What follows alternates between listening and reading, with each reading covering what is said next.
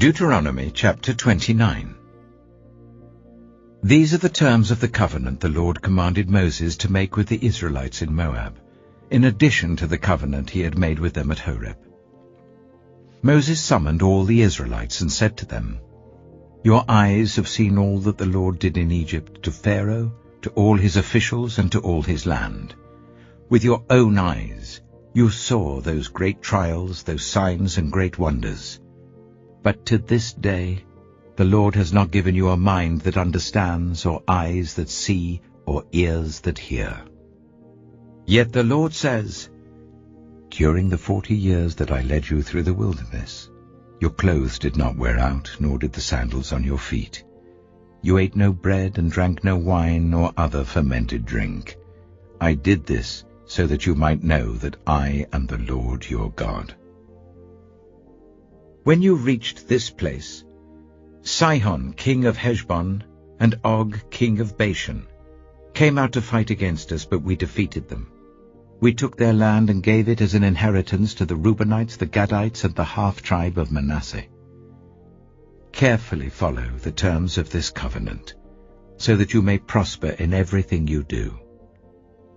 All of you are standing today in the presence of the Lord your God, your leaders and chief men, your elders and officials, and all the other men of Israel, together with your children and your wives, and the foreigners living in your camps who chop your wood and carry your water. You are standing here in order to enter into a covenant with the Lord your God, a covenant the Lord is making with you this day and sealing with an oath, to confirm you this day as his people, that he may be your God as he promised you, and as he swore to your fathers, Abraham, Isaac, and Jacob. I am making this covenant with its oath, not only with you who are standing here with us today in the presence of the Lord our God, but also with those who are not here today. You yourselves know how we lived in Egypt, and how we passed through the countries on the way here. You saw among them their detestable images and idols of wood and stone, of silver and gold. Make sure there is no man or woman, clan or tribe among you today whose heart turns away from the Lord our God to go and worship the gods of those nations. Make sure there is no root among you that produces such bitter poison. When such a person hears the words of this oath, and they invoke a blessing on themselves, thinking, "I will be safe, even though I persist in going my own way," they will bring disaster on the watered land as well as the dry. The Lord will never be willing to forgive them. His wrath and zeal will burn against them. All the curses written in this book will fall on them, and the Lord will blot out their names from under heaven. The Lord will single them out from all the tribes of Israel for disaster, according to all the curses of the covenant written in this book of the law. Your children who follow you in later generations, and foreigners who come from distant lands, will see the calamities that have fallen on the land, and the diseases with which the Lord has afflicted it. The whole land will be a burning waste of salt and sulfur, nothing planted, nothing sprouting, no vegetation growing on it. It will be like the destruction of Sodom and Gomorrah, Admah and Zeboim, which the Lord overthrew in fierce anger. All the nations will ask, "Why has the Lord done this to this land? Why this fierce burning anger?"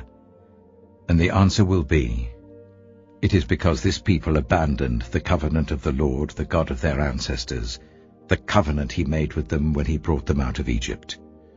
They went off and worshipped other gods and bowed down to them, gods they did not know, gods he had not given them. Therefore the Lord's anger burned against this land, so that he brought on it all the curses written in this book. In furious anger and in great wrath, the Lord uprooted them from their land and thrust them into another land, as it is now. The secret things belong to the Lord our God, but the things revealed belong to us and to our children forever, that we may follow all the words of this law. Deuteronomy chapter 30. When all these blessings and curses I have set before you come on you, and you take them to heart, wherever the Lord your God disperses you among the nations, and when you and your children return to the Lord your God, and obey him with all your heart and with all your soul, according to everything I command you today, then the Lord your God will restore your fortunes, and have compassion on you, and gather you again from all the nations where he scattered you. Even if you have been banished to the most distant land under the heavens, from there the Lord your God will gather you and bring you back. He will bring you to the land that belonged to your ancestors, and you will take possession of it. He will make you more prosperous and numerous than your ancestors. The Lord your God will circumcise your hearts and the hearts of your descendants, so that you may love him with all your heart and with all your soul and live. The Lord your God will put all these curses on your enemies who hate and persecute you. You will again obey the Lord and follow all his commands I am giving you today. Then the Lord your God will make you most prosperous in all the work of your hands and in the fruit of your womb, the young of your livestock and the crops of your land. The Lord will again delight in you and make you prosperous, just as he delighted in your ancestors. If you obey the Lord your God, and keep his commands and decrees that are written in this book of the law, and turn it to the Lord your God with all your heart and with all your soul. Now what I am commanding you today is not too difficult for you or beyond your reach. It is not up in heaven, so that you have to ask, who will ascend into heaven to get it and proclaim it to us so that we may obey it? Nor is it beyond the sea, so that you have to ask, who will cross the sea to get it and proclaim it to us so that we may obey it? No, the word is very near you. It is in your mouth and in your heart, so that you may obey it.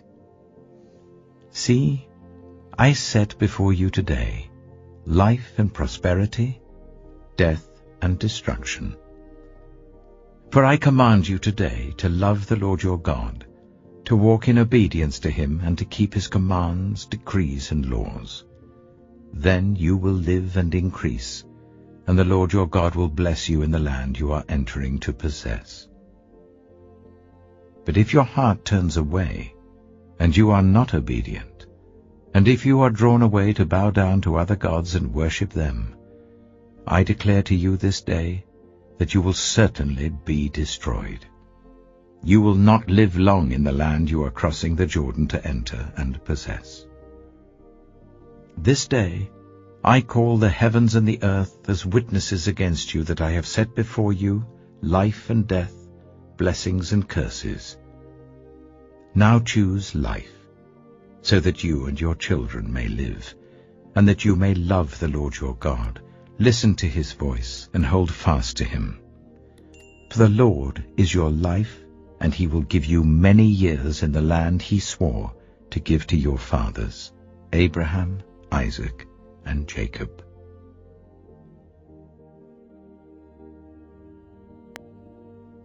Proverbs chapter 14. The wise woman builds her house, but with her own hands the foolish one tears hers down. Whoever fears the Lord walks uprightly, but those who despise him are devious in their ways. A fool's mouth lashes out with pride, but the lips of the wise protect them. Where there are no oxen, the manger is empty, but from the strength of an ox come abundant harvests. An honest witness does not deceive, but a false witness pours out lies. The mocker seeks wisdom and finds none, but knowledge comes easily to the discerning. Stay away from a fool, for you will not find knowledge on their lips. The wisdom of the prudent is to give thought to their ways, but the folly of fools is deception. Fools mock at making amends for sin, but goodwill is found among the upright.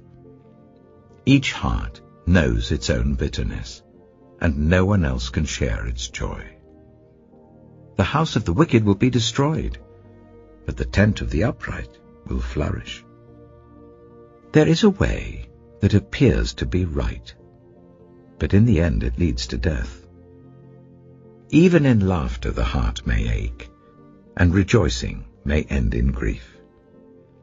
The faithless will be fully repaid for their ways, and the good rewarded for theirs.